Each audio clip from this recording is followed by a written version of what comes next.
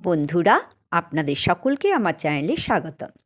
শ্রী গুরু শ্রী শ্রী রাম ঠাকুর নামক বইটিতে শ্রী রোহিণী কুমার মজুমদারের লেখা আমি পাঠ করে চলেছি। বইটি মোটামুটি শেষ হয়ে এসেছে, হয়তো আজকে আর দুদিন পাঠ করলে বইটি শেষ হবে। তো আগের দিন আমি কি পাঠ করেছিলাম, যে ভোর রাত্রিতে ঠাকুরকে লইয়া দমদম এরোড্রামের নিকট গুরুভ্রাতা শ্রী নরেন্দ্রনাথ ঘোষের বাসায় ঠাকুরকে পৌঁছাইয়া দিয়া বাসায় আসিলাম। তো বন্ধুরা, আমি এরপর ঠিক পর থেকেই পাঠ করব। তার আগে আমার গুরুদেবের চরণে সশস্ত্র প্রণাম ও মাতা পিতাকে প্রণাম জানিয়ে আজকের পাঠ শুরু করছি। প্লেনে ঠাকুরকে লইয়া চট্টগ্রাম যাইব শোনা মাত্র হরিপদবাবুও ঠাকুরের সহিত প্লেনে যাইতে চাহিলেন এবং আমাকে ঠাকুরের অনুমতি প্রার্থনা করিতে বলিলেন। সন্ধ্যার দিকে আমরা দুইজনে দমদম রনেন বাবুর বাসায় পৌঁছাইয়া ঠাকুরকে প্রণাম করিলাম। ঠাকুরকে প্রণাম করিলে ঠাকুর বলিলেন, প্লেনের টিকিট কাটি? 3খানা টিকিট কাটিতে হইবে।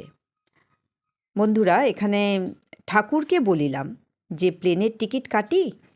3খানা টিকিট কাটিতে হইবে। ঠাকুর বলিলেন, 3খানা কেন? আমি বলিলাম, হরিপদবাবুও আমাদের সঙ্গে যাইবেন। ঠাকুর বলিলেন, আমাদের সঙ্গে তাহার যাওয়ার কি দরকার? আমি বলিলাম, উনি আশ্রমে যাইবেন।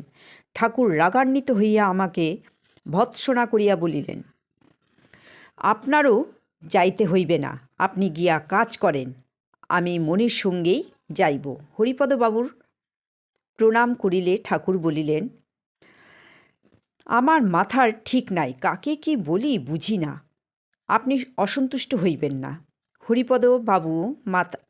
ঠাকুর হরিপদবাবুর মাথায় হাত বুলাইয়া দিলেন। আমরা ঠাকুরকে প্রণাম করিয়া ফিরিয়া আসিলাম। ভোরবেলা প্লেনে করিয়া শ্রীযুক্ত মণিভূষণ মালাকার ঠাকুরকে লইয়া চলিয়া গেলেন। এই আমার ঠাকুরের শ্রীচরণে শেষ প্রণাম। ঠাকুর চৌহুমণিতে চলিয়া গেলেন। 1949 সালের 2রা মে কলেজে গিয়া সংবাদ পাইলাম, আমার পরমাধ্য শ্রী শ্রী গুরুদেব তাহার স্থূল দেহ 1 মে ত্যাগ করিয়াছেন। এই সংবাদে মনে হইল কে যেন আমায় অতল জলের গভীর অন্ধকারের মাঝে ফেলিয়া দিল। শরীর ও মন যেন সমস্ত শক্তি হারাইয়া ফেলিল। কিভাবে ঠাকুর চলিয়া গেলেন জানিতে পারি নাই। তিরোধান উৎসবে আমি ও হরিপদবাবু 2 জন চৌমুহনীতে উপস্থিত হইলাম। রাত্রিতে পৌঁছাইয়া শ্রী সমাধির পাশে পড়িয়া রহিলাম। কতক্ষণ ছিলাম মনে নাই। কে আমাকে তুলিয়া লইল কেবলই মনে হইতে লাগিল, একবার শেষ দেখা দেখিতে পাইলাম না। উপেন ভাইকে অনেক বলিলাম, কেন তিনি আমাকে সংবাদ দেন নাই। তিনি ডক্টর দাশগুপ্তের কাছে তার করিয়াছিলেন, কিন্তু সময়মতো কেহই সংবাদ পান নাই। পরদিন তিরোধান উৎসব। আমি সারা রাত্রি সমাধির কাছে ছিলাম। অবিরল কীর্তন হইতেছে। কোথা হইতে কত কীর্তনিয়া আসিয়াছে তাহার ইয়ত্তা নাই। ধাক্কাধাক্কি সহ্য করিতে না পারিয়া বাহিরে আসিলাম। একটি গুদাম ঘরে অসংখ্য লোক প্রসাদ গ্রহণ করিতেছেন। আমিও হরিপদবাবুও একই পাতে 2 জনে বসিয়া বেলা প্রায় 3টার সময় প্রসাদ গ্রহণ করিলাম। এত লোক সমাগম হইয়াছে যে কোথায় কি হইতেছে কিছুই জানিতে পারি নাই। রাত্রি 9টায় চট্টগ্রাম মেলে আমরা কলিকাতা রওনা হই। শ্রী শ্রী ঠাকুরের আবির্ভাব যে সে এক যুগসন্ধিক্ষণে, বৈদেশিক বাতাসে তদানীন্তন নব্য শিক্ষাপ্রাপ্ত বাংলাদেশ চঞ্চল শিক্ষিত মন অনেক কিছু জানিতে চায়। মিথ্যা ভেদগণ্ডির প্রতি একটা বিদ্বেষভাব শিক্ষিত মনকে অস্থির করিয়া তুলিয়াছিল। তাই বুঝি বিশ্বপতি তাহাদের ব্যাকুলতায় চঞ্চল হইয়া বিশ্ব মানবতার ক্ষুধা মিটাইতে নরদেহ ধারণ করিয়া কৈবল্যনাথ অবতারে আবির্ভূত হইয়াছিলেন। কুরুক্ষেত্র সমরাঙ্গনে ভগবান শ্রীকৃষ্ণ উপদেশ ও কর্তব্য শিক্ষা দিয়া অর্জুনকে যুদ্ধ করিতে উৎসাহিত করিয়াছিলেন। আবার তিনি এই সংসার সমরাঙ্গনে আমাদের ঘরে ঘরে ঘুরিয়া কার্যানুষ্ঠান দ্বারা কর্তব্য শিক্ষা দিয়াছেন। শ্রী শ্রী ঠাকুরের জীবনী একখানি জীবন্ত গীতা, নিষ্কাম ধর্ম, সন্ন্যাসের জীবন্ত বিগ্রহ, বেদান্তের প্রাণময়ী মূর্তি, জ্ঞান, ভক্তি ও কর্মের ত্রিবেণী সঙ্গম। শ্রীমুখে শুনিয়াছি, ঠাকুর শুক্লপক্ষে বৃহস্পতিবার দশমী তিথি রোহিণী নক্ষত্রে জন্মগ্রহণ করেন। আবির্ভাবের তারিখ বাংলার 1266 সালের 21শে মাঘ। পণ্ডিত প্রবর ঈশ্বর মোহিনী মোহন শাস্ত্রী শ্রী শ্রী ঠাকুরের করকোষ্ঠীও করিয়াছিলেন। বাংলার 1356 সালের 18ই বৈশাখ রবিবার শুভ অক্ষয় তৃতীয়ায় মহেন্দ্রক্ষণে নোয়াখালী জেলার চৌমুহনীতে বন্দরে শ্রী শ্রী ঠাকুর তাহার স্থূলদেহ ত্যাগ করিয়াছিলেন। ঠাকুর ছিলেন আড়ম্বরহীন সাধারণ মানুষের মতো, বাহ্যিক আবরণের কোনো বালাই ছিল না।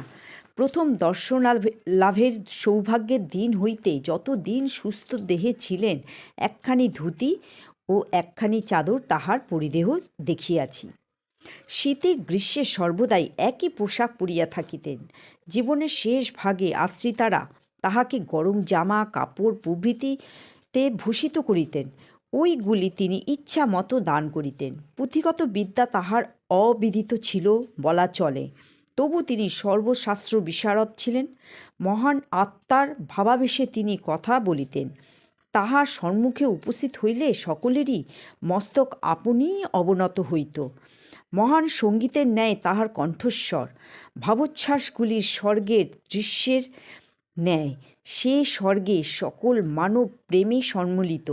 পাপী, অজ্ঞ, মূর্খ, সমাজের পরিত্যক্ত যত আবর্জনা সবাইকে তিনি কোলে টানিয়া লইতেন। যাহা তিনি স্পর্শ করিয়াছেন তাহাই পবিত্র হইয়াছে। এমন কোনো মলিনতা নাই যাহা সেই পুণ্যের আলোকে একটি কলঙ্ক রেখাপাত করিতে পারে। সুগভীর জ্ঞান ও পবিত্রতা তাহার নিকট নিঃশ্বাস প্রশ্বাসের ন্যায় স্বাভাবিক। আপন পর তাহার নিকট অবিদিত ছিল। সবাই তাহার নিকট সমান। সর্বাধিক প্রিয় তাহার কেহই ছিল না। তাহার নিকট যিনি থাকিতেন মনে করিতেন তিনি ঠাকুরের অতি প্রিয়জন। বালক বালিকা, যুবক যুবতী, বৃদ্ধ বৃদ্ধা সবাইকে তিনি আপনি বলিয়া সম্বোধন করিতেন। এমনকি বাড়ির ঝি, ভৃত্য বা পরিচারিকা, রাস্তার কুকুর, মজুর যাহাদিগকে আমরা তাচ্ছিল্য ভরে তুমি বা তুই বলিয়া সম্বোধন করি, তাহাদিগকেও ঠাকুর আপনি বলিতেন এবং সসম্মানে নিজের নিকটে আনিয়া বসাইতেন। সকল জাতি ও ধর্মের মধ্যে তিনি সত্যকে দেখিতেন। যাহা কিছু মঙ্গল, যাহা কিছু সুন্দর সবই তাহার মধ্যে বর্তমান। প্রীতি, ভক্তি, ত্যাগ ও সেবায় তাহার সমগ্র জীবন নিবেদিত ছিল। যেখানে তিনি উপস্থিত থাকিতেন সেখানে সকল দুঃখ ও অনুযোগ স্তব্ধ হইয়া যাইত। স্নান করিতেন না। কেবল মজফ্ফরপুরে থাকাকালীন 3 দিন ঠাকুরের সমস্ত শরীরে দধি মাখাইয়া স্নান করানো হইয়াছিল।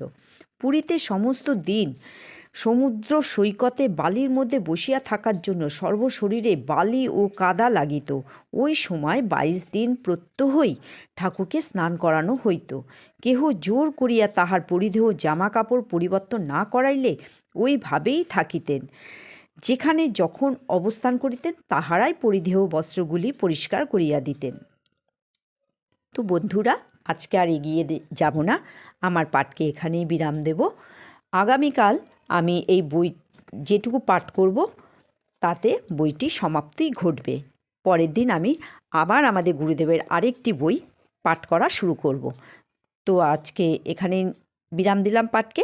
নমস্কার।